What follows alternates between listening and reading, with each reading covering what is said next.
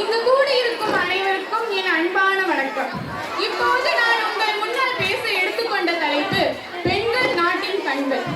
என்னை பெற்று வளர்த்து ஆளாக்கி இன்று நான் இப்போது உங்கள் முன்னால் இவ்வாறு பேசுகிறேன் என்றால் அதற்கு முதல் முக்கிய காரணமாக திகழும் என் அன்பான தாயாருக்கும் குழந்தைகளை பெற்றுக் கொடுக்கும் கருவியாக மட்டுமே பெண்களை பார்த்த காலத்திலேயே மக்களுக்கு உயிரை கொடுக்க போராடி படித்த முதல் பெண் மருத்துவர் டாக்டர் முத்துலட்சுமி அம்மையார் அவர்களுக்கும் வீட்டில் இருந்தே பெண்களை வெளியேற்ற விடாத காலத்திலேயே நாட்டை காக்க முற்பட்ட கிரண்பேடி அம்மையார் அவர்களுக்கும் உலகில் உள்ள அத்துணை குழந்தைகளுக்கும் அன்னையாக திகழ்ந்த புனிதர் அன்னை தெரசா அவர்களுக்கும் எதிர்ப்பது நம் நாடு என்று தெரிந்தும் செய்வது தவறு என்று கூறி அந்நியனை எதிர்த்த அன்னிபெசன்ட் அம்மையார் அவர்களுக்கும் பெண்கள் சமையல் வேலைக்காரி மட்டுமல்ல சமயம் வந்தால் வேல் வீசும் ராணி என்று நிரூபித்த ஜான்சி ராணி வேலு நாச்சியார் அவர்களுக்கும் குடும்பமோ நாடோ பெண்களின் நிர்வாகமே சிறந்த நிர்வாகம் என்று விளங்க செய்த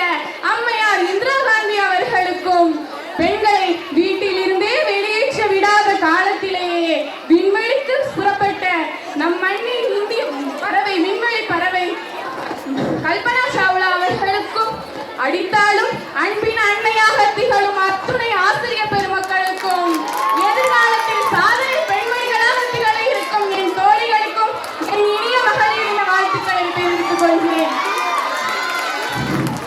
இறைவன் படைப்பில் மிகச்சிறந்த படைப்பு பெண்கள்.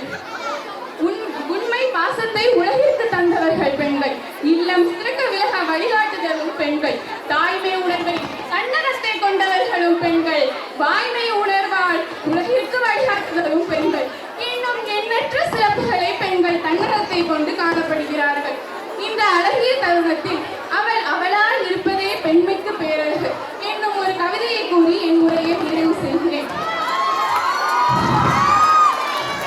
பிறந்தேன் தேவதை என்றார்கள், அடியெடுத்தேன் கொலுசிட்டார்கள், குரங்கு பதிலிட்டேன் சுருக்கேன் என்றார்கள், நிமிர்ந்தேன் தலைகுனி என்றார்கள், பூ பெய்தினேன் வேலிகள் பதித்தார்கள், விரும்பிய ஆடை அணிந்தேன் விருப்பத்தை குறைத்தார்கள், விரும்புகிறேன் என்றேன் வீட்டிலேயே அடைத்தார்கள்.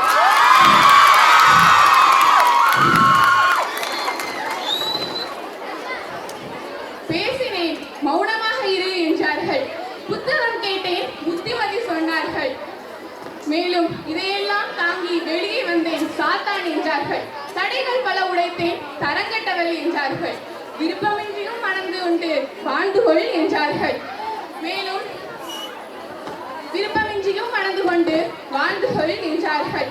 பறந்தேன் அண்ணாந்து பார்த்தார்கள், இன்று உங்கள் முன்னால் இவ்வாறு இருக்கிறேன் பொறாமைப்படுகிறார்கள்.